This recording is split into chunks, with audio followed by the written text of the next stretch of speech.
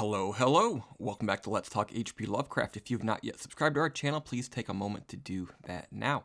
Here on Let's Talk H.P. Lovecraft, over the last few years, several years really, I've been working through the complete fiction of H.P. Lovecraft, trying to review every single one of his short stories. Today we're moving on to Out of the Aeons.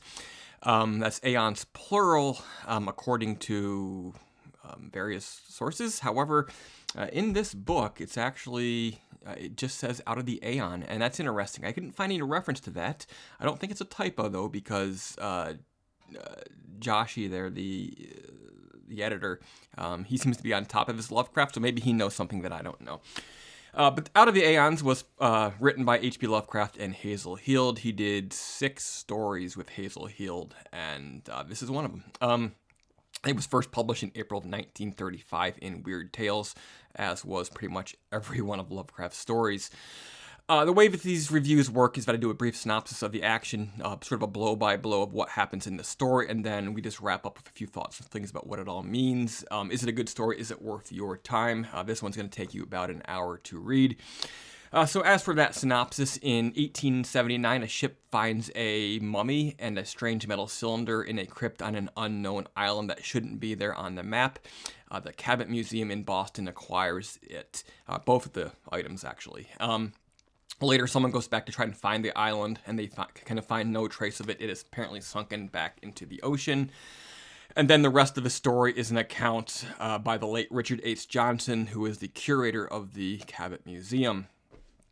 For the next 50 years, the mummy remains largely forgotten by the world, but remains in the museum until one day a story is done about the museum. Pictures of the mummy get out into the papers and cause a sensation, and suddenly this place is rocking, and there's all kinds of visitors, including many strange visitors who are apparently coming from all corners of the world. In his research in intervening decades, the curator acquires a copy of von Juntz's Black Book. Within it, he reads a story about how in the sunken land of Mu, where the god Ghatanothoa subsists on the sacrifices by his high priest, this god petrifies his victims from the outside, but leaves their internal organs and brain intact, sort of cocooned within the shell to sort of languish and suffer for all of time, conscious but never dying. Then one year, a man named Tiag creates a cylinder with many spells on it, and it's meant to subdue and defeat the god. And so he plans to march up the mountain and go confront Ghatanothoa.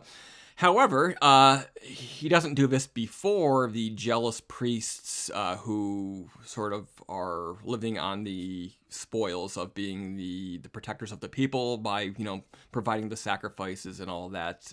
They change the cylinder, and they keep the real one, send him up with a fake one. And so Tiag is not seen again for 175,000 years when the mummy is found. The story then culminates with 2 intruders found dead in the museum. One was apparently scared to death. The other one was petrified. But you also find that the mummy's eyes are now open. And using a magnifying glass, the curator sees that on the mummy's eyes is a image ingrained of the last thing that Tiag had seen. Yes, this was in fact Tiag from the story. And it shows the court of Ghatanothoa and this horrible sight, and it even begins to, in a reflection, begin to petrify them, but not before they turn away. Later, they do an autopsy, and they find the living, pulsing brain of Tiag still alive within the outer shell. Yeah. Story is, on the most basic level, lots of fun. If you are into the Lovecraft mythos, there's a huge section of exposition all about the ancient mythical world that he created. In this case, the sunken continent of Mu, and this crazy-ass tentacled monster god. So that's all a lot of fun. That type of section happens in a lot of his stories, but I always go back to this story, Shadow Out of Time, with a big middle section describing the character's experiences when he's sent back in time. So if you like that, this is going to entertain you to no end. But the whole thing is couched within this all too often used by Lovecraft story structure, where it's all narration. Somebody finds the text, somebody reads the text. It's all already happened. And the problem with this is that it sort of takes away from the sense of danger, because there's this feeling as the reader that this has already happened. This character is in no immediate danger. We know that they're already dead, and we only have to wait to find out why they're dead. So there is that. I think one of the weaknesses of Lovecraft is this, where he often falls back on these certain story structures that aren't necessarily always the most effective, and they become more and more predictable the more and more times that you read such story structures. And then there's the climax. The climax of a story works, and yet it doesn't completely work. Throughout the text, they hint about this, the whole thing coming to a head, this culmination, this climax. And then basically, we have these two men show up. One's dead, scared to death. The other one's turned to stone, and then they cut open the body, and he sees the image of Ghatanothoa on his eyes, and then they cut the body, find the brain. There's some slight cleverness. How even after all these thousands and thousands of years, they were turned to stone. It reminds me a little bit of Harry Potter with the basilisk, and nobody ever seeing it in face to face. In fact, they only see it in a reflection. Also, Medusa from classic Greek mythology comes to mind a little bit, the whole petrification thing. However, the whole thing is weakened by the fact that it's unclear what the goal of the strangers is. Why did they come? Why did they want to use the cylinder, thaw this guy out? What's their whole purpose?